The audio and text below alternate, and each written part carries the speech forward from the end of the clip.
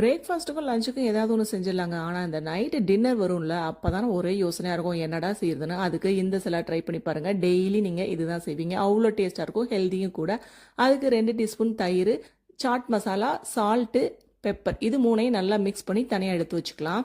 இப்போ அது கூட குட்டி குட்டியாக கட் பண்ண கேப்சிகம், கேரட் வந்து துருவியும் எடுத்துக்கலாம், கட் பண்ணி எடுத்துக்கலாம். நான் துருவி தான் எடுத்துருக்கேங்க. வேக வச்சு எடுத்த ஸ்வீட் கார்ன், நாட்டுக்கார்ன் கூட சேர்த்துக்கலாம். அது குட்டி குட்டியாக கட் பண்ண தக்காளி, குக்கும்பர்.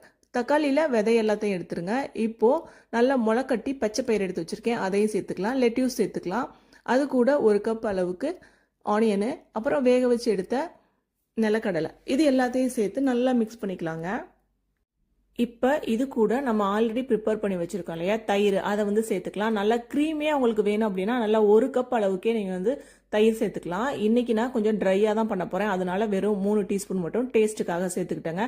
அந்த புளிப்பு டேஸ்ட் இருக்கும். இது கூட நீங்கள் லெமன் கூட ஒரு 1/2 லெமன் புளிஞ்சு விட்டுக்கலாம். லெமனை வந்து தனியாக ஜூஸ் குடிக்கிறதுனால நான் இதில் சேர்க்கல.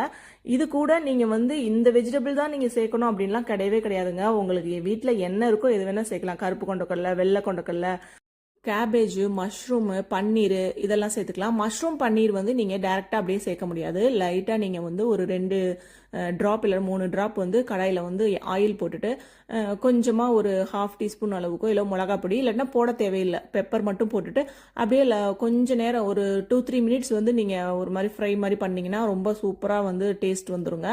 அதையும் இது கூட நீங்கள் மிக்ஸ் பண்ணிக்கலாம். ஒரு நாள் ஒரு மாதிரி பண்ணலாங்க. எல்லா நாள் ஒரே மாதிரி பண்ணணும்னு அவசியமே கிடையாது. க்ரீமியாக வேணும், உங்களுக்கு ரொம்ப பிடிக்கும் க்ரீமியாக அப்படின்னு நினைக்கிறவங்களுக்கு நீங்கள் எக்ஸ்ட்ரா வந்து கேர்டு வந்து சேர்த்துக்கோங்க.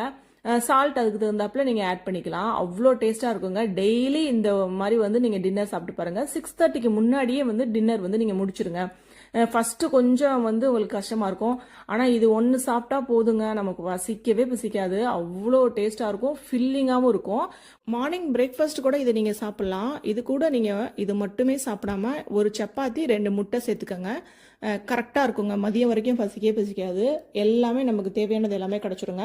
இந்த வீடியோ உங்களுக்கு பிடிச்சிருந்தது அப்படின்னா இந்த வீடியோக்கு லைக் பண்ணிவிட்டு உங்கள் ஃப்ரெண்ட்ஸ் அண்ட் ஃபேமிலிக்கு இந்த வீடியோ நீங்கள் ஷேர் பண்ணுங்கள். அடுத்த வீடியோவில் இதே மாதிரி ஹெல்த்தியான ஈஸியான ரெசிபியில் பார்க்கலாம். அது வரைக்கும் பாய்.